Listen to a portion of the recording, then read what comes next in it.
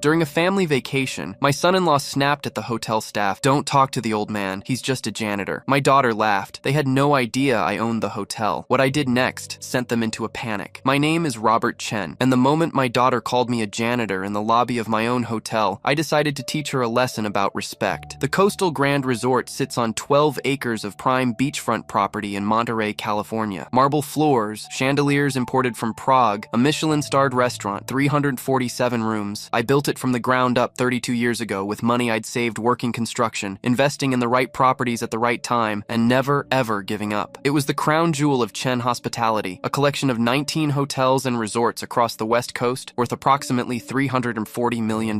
My daughter Melissa had no idea. The moment happened at 3:17 p.m. on a Friday in July, check-in time. The lobby was busy, families with suitcases, business people with laptops, the usual summer crowd. I was standing behind Melissa and her husband Trevor, holding my grandson's hands. Tyler was 7, Mason was 5, good kids. Trevor stepped up to the front desk, where my operations manager Sarah Winters was working. Sarah had been with me for 14 years, started as a night auditor, worked her way up, knew every detail of how I ran my properties. "Reservation for Trevor Hartwick," he said, not looking at her, typing on his phone. Sarah checked the system. "Yes, Mr. Hartwick, I have you down for a standard suite ocean view, 5 nights. That's unacceptable." Trevor's voice went sharp. "I requested the penthouse. The penthouse is currently occupied, sir, but your suite is one of our finest rooms. Do you know who we are?" Trevor interrupted. His face was getting red, that particular shade of entitled anger I'd seen too many times. Sarah remained professional. "I apologize for any confusion, Mr. Hartwick. If you'd like, I can show you photos of the suite. Maybe we could just see the room first," I suggested, stepping forward. "I'm sure it's lovely." Trevor whirled on me. His eyes were cold. "Don't you dare interrupt adults talking." The lobby noise seemed to dim. People at nearby chairs looked up from their phones. "Trevor," I said carefully, "I was just trying to—" "Sarah," he said, turning back to the desk and completely dismissing me. "Don't waste time listening to the old man. He's nobody, just a retired janitor we brought along to babysit." Melissa burst out laughing, actually laughing. "Dad, seriously, just go sit down somewhere. Let us handle the check-in. This is adult business." Retired janitor. I stood there, 76 years old, wearing my usual casual clothes, khakis and a polo shirt. Nothing fancy. I'd always dressed simply. My late wife Catherine used to say I looked like a regular guy, which was exactly what I wanted. But right now, in the lobby of the hotel I'd designed, in the building I'd fought city council for 18 months to get permits for, while standing on marble I'd personally selected from a quarry in Tuscany, my daughter was calling me a janitor. Sarah's face had gone white. Her eyes flicked to me, then away. She knew exactly who I was. Every employee here knew, but I gave her the smallest shake of my head. "Not yet. The standard suite will be fine," I told Trevor quietly. "I'm sure it's more than adequate." "Dad, oh my God!" Melissa rolled her eyes. "We're not asking your opinion. Trevor's paying for this." Except he wasn't. The credit card they'd handed Sarah was one I'd given Melissa 3 years ago. For emergencies, for helping out, for being family. I picked up my single duffel bag. I'd always traveled light and walked toward the elevators while Trevor continued berating Sarah about upgrade policies and loyalty programs. Tyler looked up at me. "Grandpa, why was Mom mean to you?" "It's okay, buddy," I said, pressing the elevator button. Sometimes grown-ups forget their manners. I told Melissa I was coming to visit, that I wanted to see my grandsons. She'd said they were planning a week at this amazing resort, and I could tag along if I wanted. "But you'll need to help with the kids," she'd added. "Trevor and I need some actual vacation time." I'd agreed. Booked myself into a modest room on the 3rd floor. Nothing fancy, just wanted to spend time with my grandsons. I'd also called ahead to General Manager Thomas Pike, 30-year hospitality veteran I'd hired 5 years ago, and told him to treat me like any other guest. No special attention, no upgrades, just regular service. "You're sure?" Tom had asked. "Positive. I want to see how things run from a guest perspective." I hadn't mentioned my daughter would be there. Hadn't mentioned she didn't know I owned the place. That first evening, I took Tyler and Mason down to the beach while Melissa and Trevor went to the spa. The boys built sand castles, chased waves, were perfect, unspoiled 7-year-old and 5-year-old humans. "Mom says you live in a tiny apartment," Tyler said, packing sand into a bucket. "That's true," I said. I did live in a small apartment, a penthouse apartment in San Francisco that I owned, but it was only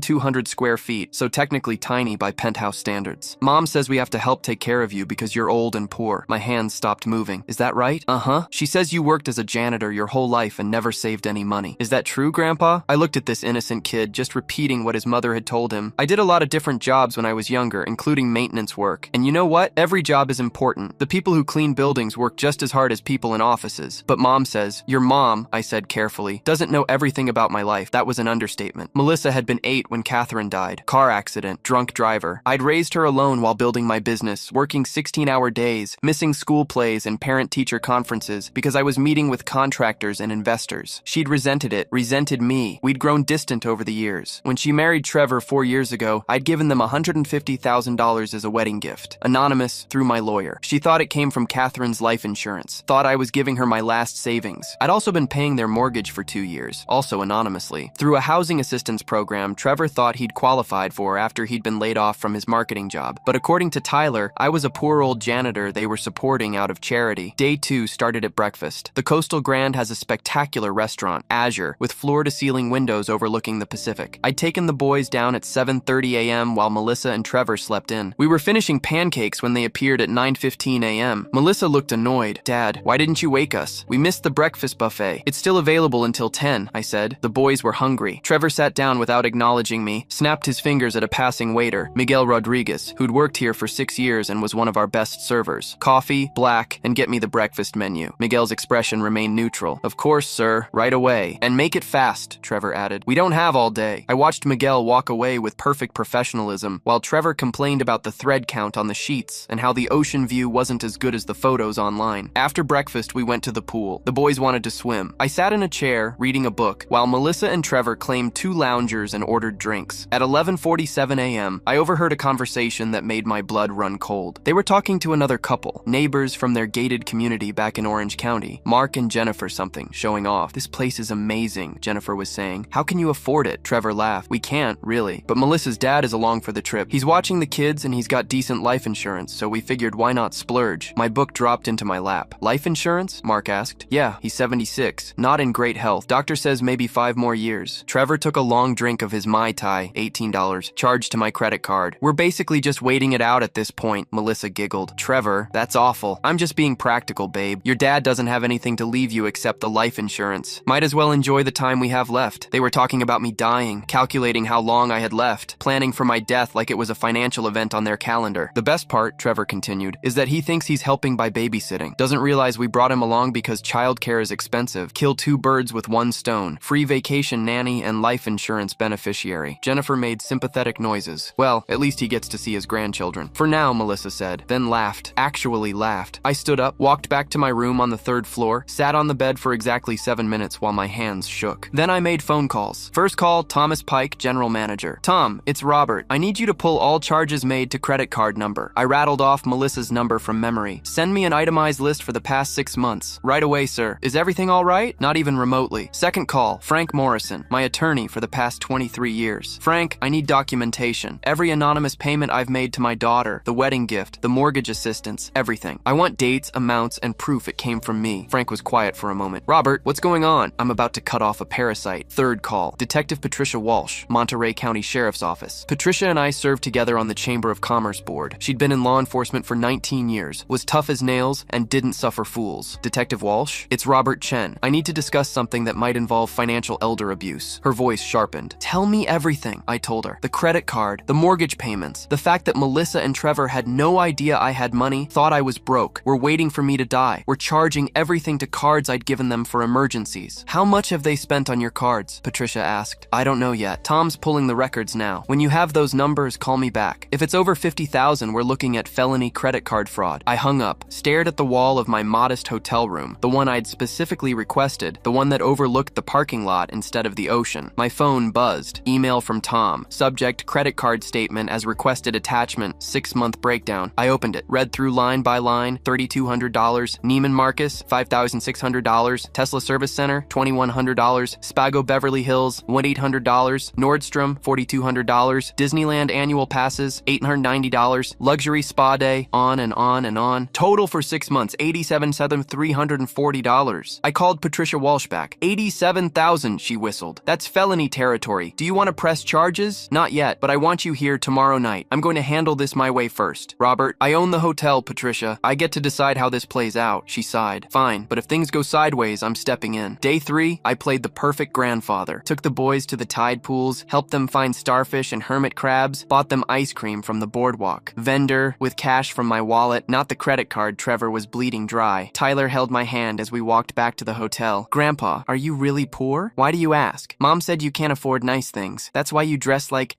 a regular person?" "Yeah." I knelt down so we were eye level. "Tyler, let me tell you something. Money doesn't make you better than other people, and nice clothes don't make you a good person. Your mom forgot that somewhere along the way. way. Are you mad at Mom? I'm disappointed. There's a difference. That evening, Trevor and Melissa went to Azure for dinner, just the two of them. Romantic night. They left me with the boys who were exhausted from the beach and fell asleep by 8:30 p.m. I sat in my room making more calls. Tom Pike, I want the Sunset Terrace reserved for tomorrow night. Private event. Dinner for 12, Sarah Winters. Tell the staff meeting tomorrow is mandatory. Everyone. I want full attendance. Frank Morrison. Have those documents ready? I want them in presentation folders. Professional. Patricia Walsh. Tomorrow at 8. Don't be late. Day 4. The last day. Melissa called my room at 10:23 a.m. Dad, Trevor, and I are going on a couples massage thing this afternoon. We need you to watch the boys, of course. And tonight we're having a big farewell dinner. We met some people this week and we're all going out. The hotel has this amazing private dining room. Sounds nice. You'll need to handle the kids' dinner and bedtime. We'll be late. Actually, I said, I'd like to join you. Silence. What? The dinner. I'd like to come. Dad, it's a couples thing. You'd be out of place. I'm family. I think I should be there. More silence. Then, fine. Whatever. But you're watching the boys during dinner. Bring them. She hung up. Perfect. At 6 p.m. I put on the one nice outfit I'd brought. A suit. Navy blue. Italian. Cost more than Trevor made in a month back when he had a job. Tom Pike met me in the hallway outside the Sunset Terrace. Everything's ready, sir. The guests are arriving. Your documents are at your seat. Detective Walsh is waiting in the manager's office. And the staff, every single person on duty tonight knows what's happening. They're ready. I walked into the Sunset Terrace at 6:47 p.m. The room was stunning. Always had been. Floor-to-ceiling windows overlooking the Pacific. Sunset painting the sky in oranges and purples. A single long table set for 12 with crystal glasses and white linens. Trevor and Melissa were at the head of the table playing host and hostess. 4 couples I didn't recognize, their new vacation friends, were settling in, laughing, drinking wine that cost $140 a bottle. My wine, from my restaurant, in my hotel. I took a seat at the far end of the table with Tyler and Mason. Nobody paid attention to us. The janitor grandfather and his charges. Appetizers arrived. Melissa held court, telling stories about their successful life in Orange County, their big house that I was paying the mortgage on, Trevor's lucrative job that he'd been fired from 18 months ago, their upcoming cruise to Alaska that they'd charged to my credit card last week. 14 team 200. At 7:23 p.m., Trevor noticed me. Bob, the boys are getting restless. Maybe take them outside. Bob. He'd never once called me by my actual name. Actually, I said, standing up, I think it's time I introduced myself properly to your friends. Trevor frowned. What are you talking about? I walked to the head of the table, stood next to Trevor's chair, looked at the assembled guests. These people who'd spent 4 days listening to my daughter and son-in-law lie about their perfect life. Ladies and gentlemen, my name is Robert Chen. I'm the founder and owner of Chen Hospitality Group. This hotel, the Coastal Grand, is one of 19 properties I own throughout California, Oregon, and Washington. The table went silent. One of the women, Jennifer from the pool conversation, blinked. Wait, what? I pulled out my phone, brought up the Chen Hospitality website, turned it around so everyone could see. My photo, my bio, my properties listed with values and locations. This meal you're enjoying was prepared by Chef Marcel Dubois, who I hired away from a 3 Michelin star restaurant in Lyon 4 years ago. The wine you're drinking is from my private reserve. These rooms you've been staying in, I own them. Trevor's face had gone chalk white. You're lying. I pulled out the folder Tom had left at my seat, opened it. These are the property deeds. This is my corporate registration with the state of California. This is my business license. This is the LLC documentation showing me as sole owner of this hotel and 18 others. I spread the papers on the table. Official documents. Notarized. Undeniable. This can't be real, Melissa whispered. It's very real. I built this company over 32 years. Started with one small motel in Bakersfield. Worked my way up through construction, property management, real estate investment. Your mother and I, my voice caught slightly. We built this together. But you're a janitor, Trevor said. You live in a tiny apartment. You're broke. I live simply. That doesn't mean I live poorly. I pulled out another set of documents. These are credit card statements. For the card I gave Melissa 3 years ago. For emergencies. For family needs. I read from the list. $87,340 in 6 months. Luxury purchases, restaurants, spa days, Disneyland passes, a Tesla Model S service package, Neiman Marcus, Nordstrom, Spago. The dinner guests were staring at Trevor and Melissa now. This, I continued, pulling out another document, is proof of mortgage payment assistance. For the past 2 years, I've been paying $4,200 per month toward your mortgage. You thought it was from a county housing program. It was me. Melissa's hands were shaking. Dad, I don't understand. And this, I said, pulling out the final document, is the wire transfer confirmation for your wedding gift. $150,000. You thought it was your mother's life insurance. It was my money. I looked around the table at their new friends. My daughter and son-in-law have spent the past 4 days telling you I'm a broke retiree they're supporting out of charity, that I'm a janitor with no money, that they brought me along to babysit their children. Dad, Melissa started, I overheard your conversation at the pool about my life insurance, about how I have maybe 5 years left, about how you're waiting for me to die so you can collect. The other couples were gathering their things, standing up, making excuses. Please don't leave, Melissa said, her voice cracking. This is a misunderstanding, but they were already heading for the door. Nobody wanted to be part of this disaster. Trevor found his voice. Finally. You vindictive old bastard. You set us up. You brought us here knowing. I brought you here because my daughter invited me to visit my grandchildren. Everything else you did to yourselves. I pulled out my phone. Detective Walsh? Yes, we're ready. Trevor shot to his feet. You called the cops? Actually, the sheriff's office. This is Monterey County jurisdiction. The door opened. Detective Patricia Walsh walked in, uniform pressed, badge gleaming. Behind her, Deputy Michael Torres, 12 years with the department, built like a linebacker. Mr. Chen, Patricia said formally, are these the individuals? I looked at my daughter, at Trevor, at these two people who'd humiliated me in my own hotel, who'd charged $87,340 to credit cards meant for emergencies, who'd talked about my death like it was a vacation they were planning. Yes, I said, that's them. Patricia pulled out handcuffs. Trevor Hartwick, Melissa Chen Hartwick, you're under arrest for felony credit card fraud and financial elder abuse. What? Melissa's voice was a shriek. Dad? No, please. You have the right to remain silent, Patricia continued, moving behind Trevor's chair. Trevor tried to stand, tried to run. Deputy Torres caught him by the arm, spun him around, cuffed him so fast it was almost graceful. Anything you say can and will be used against you in a court of law, Patricia said, cuffing Melissa. You have the right to an attorney. Dad, please. Melissa was crying now, real tears, mascara running. Think about Tyler and Mason. You're destroying this family. You destroyed it, I said quietly, when you called me a janitor while laughing in my face. Tyler and Mason were watching from the end of the table, silent. Tyler's eyes were wide. I knelt down in front of them. Boys, your mom and dad made some bad choices. They're going to have to deal with the consequences, but I want you to know something. I love you, and none of this is your fault. Tyler hugged me. Are you really rich, Grandpa? I'm really rich. And you know what? It doesn't matter as much as being a good person. Remember that. Patricia was reading them their rights. Trevor was shouting about lawyers and false arrest. Melissa was sobbing about misunderstandings and family loyalty. Tom Pike appeared in the doorway. Mr. Chen, should I prepare the paperwork? I stood up, looked at my daughter one last time. Yes, ban them from all 19 properties, permanently. Melissa's scream was raw. Animal, you can't do this. I can, and I am. You're banned from every Chen hospitality property in 3 states. If you set foot on any of my properties, you'll be arrested for trespassing. We'll sue you, Trevor shouted as Patricia pulled him toward the door. We'll take everything. Try it, I said. My lawyers are better. They were let out in handcuffs, past the restaurant staff who'd watched them be rude all week, past the front desk where they'd berated Sarah, past the lobby where Trevor had called me a janitor. The last thing I heard was Trevor shouting, "You'll regret this. You'll die alone, you miserable old bastard." The Sunset Terrace was empty now, except for me, Tom, and my grandsons. Tyler looked up at me. What happens to us, Grandpa? I'm calling your Aunt Jennifer, I said. Jennifer was Melissa's older sister, lived in Seattle, worked as a pediatric nurse, had 3 kids of her own, and had always been the responsible one. You'll stay with her while your parents deal with this legal situation. Are Mom and Dad going to jail? I don't know, buddy. Maybe. They made some really bad choices. Mason started crying. I picked him up, held him close. Tom cleared his throat. Sir, the press is already calling. This is going to be a story. Let it be a story, I said. Maybe someone else's ungrateful children will learn something. And they did. The story went viral within 48 hours. Billionaire hotel owner arrests own daughter for fraud. It was everywhere. News outlets, social media, YouTube channels dedicated to dramatic family stories. The comments were savage. Imagine calling your dad a janitor in his own hotel. The way she laughed at him. She deserved every second of those handcuffs. That man built an empire and she thought he was poor. The audacity. Trevor's former employer saw the news coverage, released a statement saying he'd been terminated for cause 18 months prior for embezzlement, which explained a lot. Melissa and Trevor pled guilty to avoid trial. Got 3 years probation, community service, and restitution of $87,340, which I donated to a homeless shelter. Tyler and Mason stayed with Jennifer. I visited every month, set up college funds for them, $250,000 each, made sure they understood that money was a tool, not a measure of worth.